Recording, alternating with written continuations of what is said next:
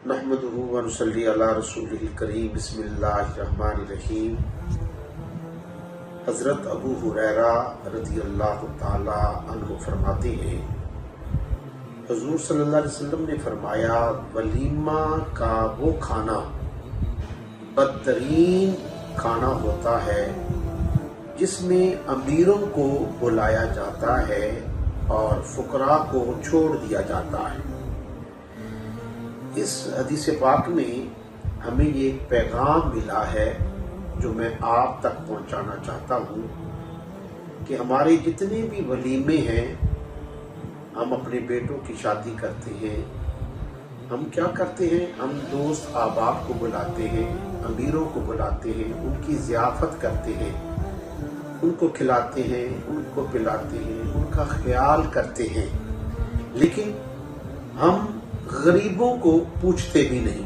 वलीमा करना सुन्नत है, नबी पाक सल्लल्लाहु अलैहि वसल्लम की सुन्नत मुबारका है, लेकिन ये खाना जो बेहतरीन खाना होता है वो बदतरीन हो जाता है, जो अच्छा खाना है वो बुरा हो जाता है। वलीमे का खाना पाकीज़ा है लेकिन वो बुरा हो जाता है। कब बुरा होता है?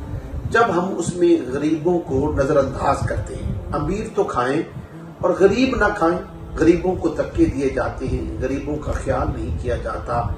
उस वलीमे के खाने में हम ना गरीबों का ख्याल करते हैं, ना मस्कीनों का ख्याल करते हैं, ना बेवाओं का ख्याल करते हैं, ना यतीमों का ख्याल करते हैं। जब हम गरीबों को नजरअंदाज करते हैं तो फिर वो खाना, अल्लाह के रसूल सल्लल्लाहु अलैहि वसल्लम फरमाते हैं, वो खाना हराम हो जाता है, वो खाना बदतरीन हो जाता है, क्योंकि उसमें हमने अपनों को खिलाया और गरीबों को धक्के दिए, गरीबों को नजरअंदाज किया। तो अल्लाह के रसूल सल्लल्लाहु अलैहि वसल्लम ने अपने दोस्त अहबाब का हुक्म भी दिया, उनको भी खिलाओ, लेकिन इसके साथ साथ अल्लाह के रसूल सल्लल्लाहु अलैहि वसल्लम ने गरीबों का भी ख्याल किया।